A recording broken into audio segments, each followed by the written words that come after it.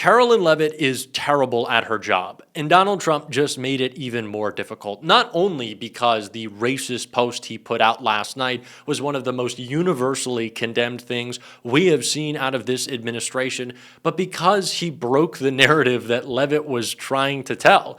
Karoline Leavitt woke up this morning defending Donald Trump, but then there was some mysterious staffer who she had to defend until Donald Trump moments ago on Air Force One said the staffer didn't exist. Actually, I did it. I looked at the post, blowing up the whole narrative. And Republicans were calling it out from the beginning, but now Karoline Leavitt has to deal with Laura Ingraham on the Fox propaganda outlet of all places, confronting her to her face, and she just broke down.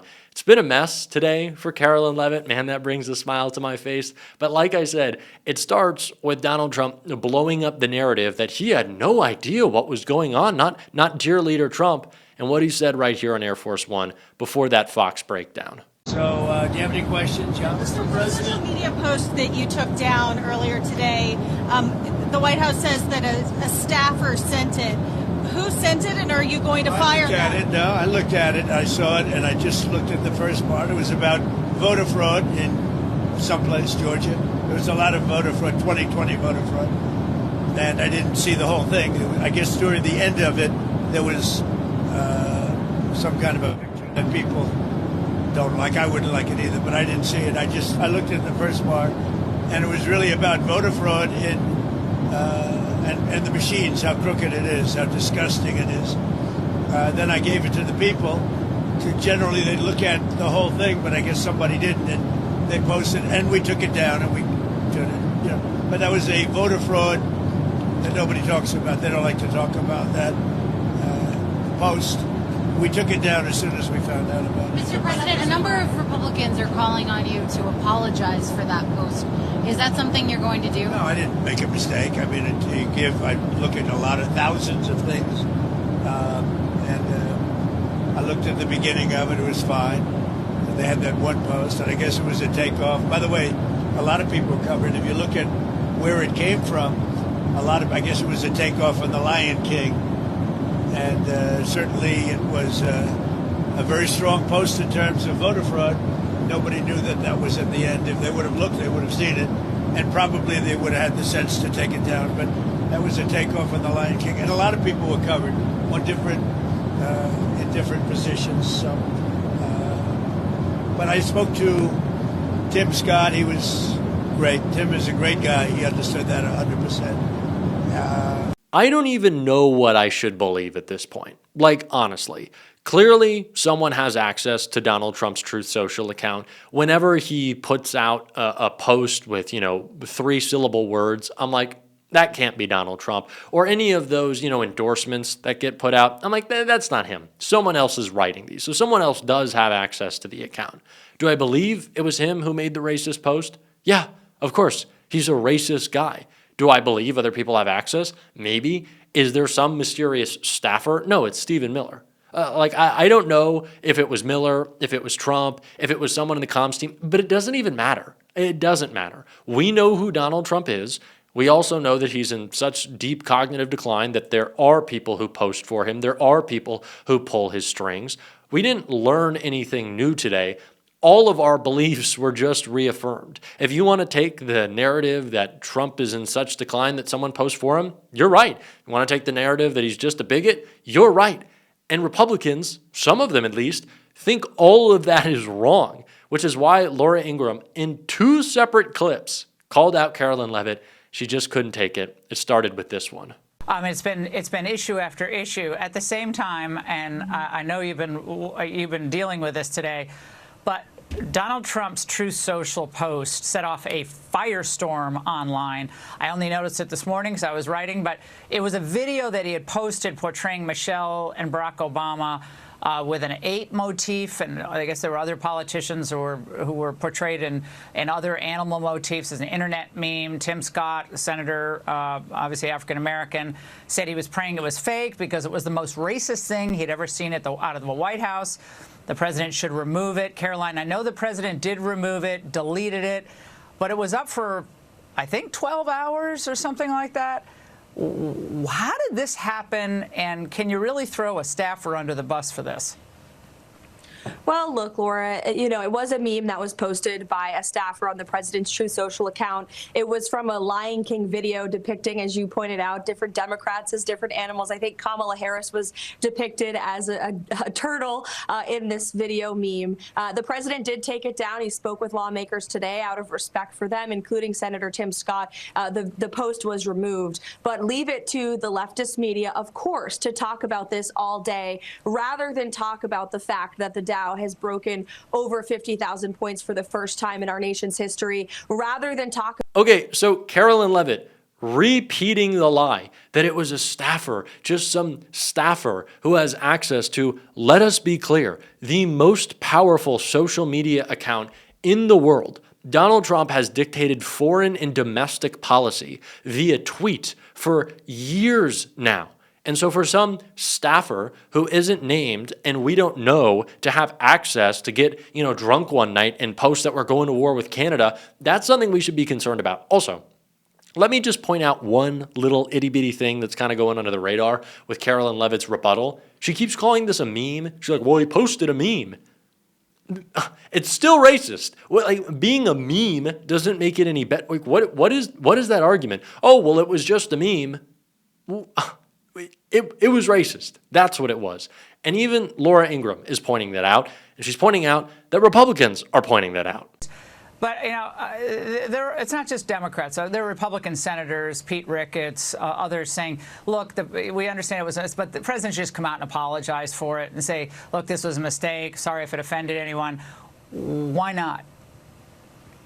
Well, look, I won't get ahead of the president, Laura, and he may be speaking with the press later today, but he did take down the post. And again, this is merely a distraction for the fake news media from Trump or X last night, from the fact that this week it was revealed 0 illegal aliens were released into our country again for 9 months in a row, another historic achievement of this administration. The fact that this week we saw the data murder rates in this country the lowest since 1900. I mean, these are unbelievable results on behalf of all Americans, regardless of race, religion, or creed, whether they live in a red state or a blue state. And we fight extremely hard here every single day to get the fake news media to pay attention to the wins and the achievements that I see this president firsthand working around the clock to accomplish and to deliver on behalf of this great country, which he loves so much.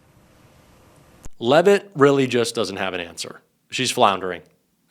And it's funny to see. It's funny to see Karoline Leavitt be so bad at her job because she is so bad at her job. And I think she was a little surprised. I think she believed she was getting a little softball going on the Fox propaganda outlet. But why would she? This is the behavior we so consistently see from Donald Trump. But he had a rebuttal to it all. He had a differing opinion on his own prejudices, and he shared it, and it sounded pretty bad. Black voters have been great to me. I've been great to them. And I am, by the way, the least racist president you've had in a long time, as far as I'm concerned. We have, I've had a great relationship. Think of what I've done. Well, quite frankly, I'm not racist, and I love all the people. I'm not going to specify which ones, but we like people, and people are good. And yeah, and I don't, not racist. I think you see this guy, least racist guy ever. Remember when Donald Trump professed himself to be the least racist person in any room? Oish, maybe then and there we could have said, maybe not this guy.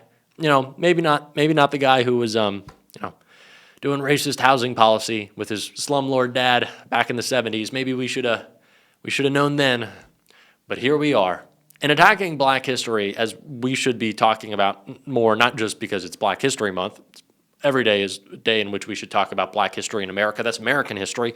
Donald Trump is specifically targeting Black Americans. Is it a coincidence that 2 journalists he had arrested were Black? Absolutely not.